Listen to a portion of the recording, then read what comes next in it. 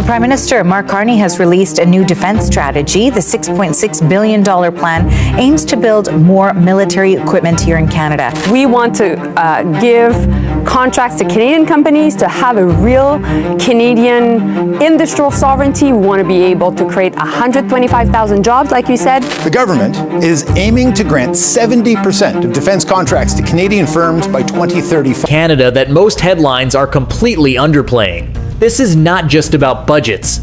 This is not just about military contracts. This is about power. For decades, Canada quietly sent the majority of its defense spending south of the border. Planes, systems, components, infrastructure, much of it tied directly to American suppliers. It made sense. The alliance was strong. The supply chains were integrated. Everything felt stable. But stability in geopolitics can turn into vulnerability when too much depends on one partner. And now, that era is being challenged. Prime Minister Mark Carney stood in front of reporters and did something subtle but powerful. He didn't attack the United States. He didn't escalate tensions. Instead, he acknowledged a truth. Canada has been dependent. And then he said that dependency is going to change. Not with slogans, not with emotional speeches, but with numbers. Hundreds of billions of dollars in long-term defense investment, a restructuring of procurement rules, a shift toward building more systems inside Canada, expanding partnerships beyond just one dominant supplier. Think about what that really means. When your radar systems, aircraft components, naval technologies, and cyber infrastructure are largely sourced from one country, that country doesn't just sell you equipment.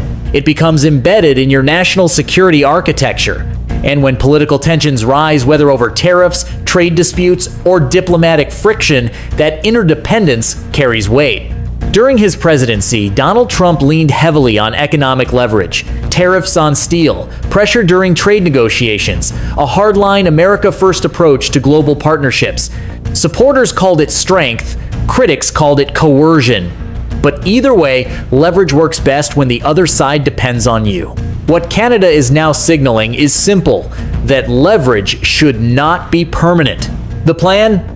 Shift domestic defense procurement dramatically upward over the next decade, expand industrial capacity at home, strengthen ties with European and Indo-Pacific partners, become part of broader allied supply chains rather than anchored to just one. This isn't anti-American, that's important. Carney made it clear that the United States remains a critical ally. Some American technologies will still be essential. Cooperation within NATO continues. Intelligence sharing continues. But cooperation is different from concentration. And concentration is what created the imbalance. Now imagine the long-term impact. If Canada builds more of its own aerospace components, develops stronger AI defense systems, expands Arctic surveillance domestically, strengthens cyber capabilities internally, that doesn't just create jobs, it changes negotiating dynamics. Because when economic and security dependency both decline, pressure tactics lose effectiveness. That's not dramatic, it's mathematical. This is not about emotion or retaliation, it's about insulation. In a world that is becoming more divided, more competitive, more unpredictable, countries are quietly reducing single-point vulnerabilities. The United States is doing it, Europe is doing it, Asia is doing it. Now Canada is doing it too. The real story isn't about one announcement, it's about trajectory. 10 years from now, if Canada sources the majority of its defense equipment domestically or through diversified partnerships, the structural balance across North America will look different. Not hostile, not fractured, but more symmetrical. And symmetrical relationships tend to be more stable. The conversation about dependency is no longer quiet. It's official. Now, tell me what you think. Is this smart sovereignty building or an expensive overcorrection in an already uncertain world? Because this isn't just defense policy.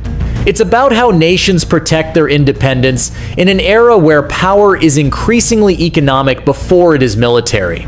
And that conversation is only just beginning.